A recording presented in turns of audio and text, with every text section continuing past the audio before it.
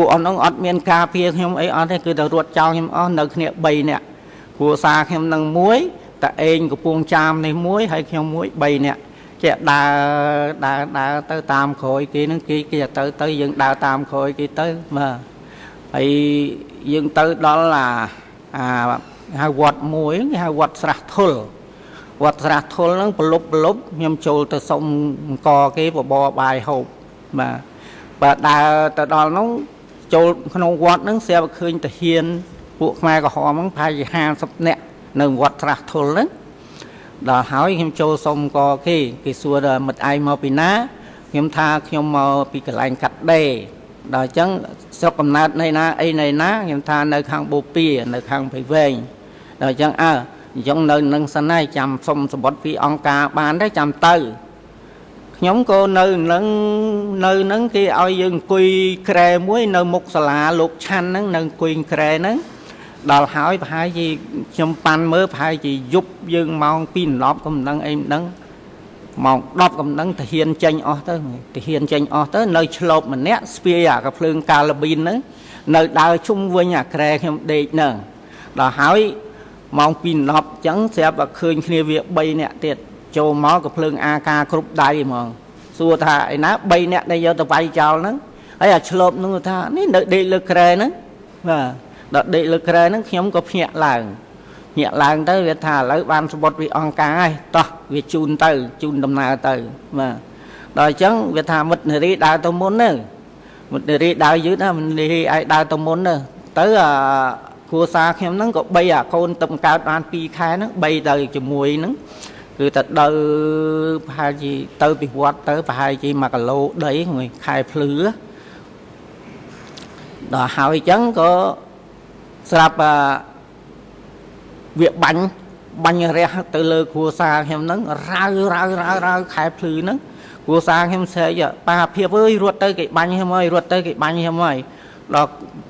បន្តិចបាត់មាត់ទៅបានបាញ់លើតឯងហ្នឹងទៀតតឯងនៅពីមុខខ្ញុំហ្នឹងបាញ់រើតឯងដួលព្រុសទៅស្រេចមិនរត់គេសម្លាប់ឯងមិនឯងនៅទៅរត់ទៅខ្ញុំក៏រត់ទៅវាខ្ញុំប្រហែលពីនឹងទៅនោះដែរវាបាញ់រះអស់មកបងអញ្ចឹងទៅប្រហែលវាច្រកមកបងទៀតក៏មិនដឹងអីមិនដឹងហើយវាស្ងាត់ទៅខ្ញុំគិចក្នុងដបោកដល់ហើយគិចខ្ញុំអត់ចូលដបោកទេខ្ញុំដួលខ្លួនលូនភ្លឺស្រែអញ្ចឹងហ្មងលូនបាទខែភ្លឺឯងតែវាថាចូលដបោកនឹងមិញតែវាបាញ់ក្នុងដបោកនឹងពេញដបោកនឹងការពិតខ្ញុំលូនទៅឆ្ងាយហើយខ្ញុំឡើងរត់ទៅមានភាសាលោកមិនដឹងរត់ទៅណាទេពួកយើងវែងមិនដឹងរត់ទៅណាទេរត់ទៅរៀបភ្លឺអញ្ចឹងទៅយើងចូលព្រៃសងំនៅព្រៃអញ្ចឹងទៅដល់យប់មើលគ្នាអត់ស្គាល់បានចេញរត់ទៀតរត់អញ្ចឹងទៅដល់ពេលដែលរៀបនេះហ្នឹងគឺដែលយើងចូលព្រៃហើយចូលព្រៃអញ្ចឹងដល់នេះអញ្ចឹងយើងរត់ទៅគឺរៀបភ្លឺយើងចូលព្រៃទៀតបាទ3យប់បានតែយប់មួយនោះខ្ញុំរត់ទៅជួបនារី2នាក់ទូឡាអីស្រូវយកស្រូវទៅកិនស្រូវអញ្ចឹងសួរមិត្តនារីចិត្តដល់នៅថ្មាត់ពងវាថាហេថ្មាត់ពងមកឯណាហ្នឹង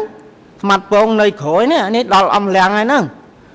ដល់អំលៀងហ្នឹងខ្ញុំនឹកឃើញអំលៀងហ្នឹងគេឲ្យខ្ញុំសំដៅមកអំលៀងហ្នឹងដល់ហើយខ្ញុំនឹកឃើញអញ្ចឹងរត់ត្រឡប់មកវិញបាទរត់ត្រឡប់មកវិញបាន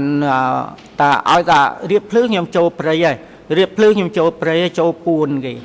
តែពេលនោះជំរាបថាលោកអត់មានស្គាល់ទឹកមត្ថណៈទេនិយាយពីមាត់នឹងខាស់ដូចអីនេះអញ្ចឹងបាទរត់ទឹកដូចអីឆ្កែបោលអញ្ចឹងរត់រហូតអញ្ចឹងមកដល់យើងគេហៅថាភូមិធំចិត្តថ្មាតពងហ្នឹងសួរគេទៅសួរគេថាមិត្តចិត្តដល់ទៅថ្មាតពងគេថាថ្មាតពងមើលទៅឃើញលឹមអញ្ចឹងខ្ញុំសំដៅទៅថ្មាតពងនោះពោះថ្មាតពងពេលដែលខ្ញុំទៅតាមភ្នំថ្មាតពងនោះបើខ្ញុំរកភ្នំថ្មាតពងនឹងឃើញបានខ្ញុំរកផ្លូវឃើញត្រឡប់មកពេញវិញបាទ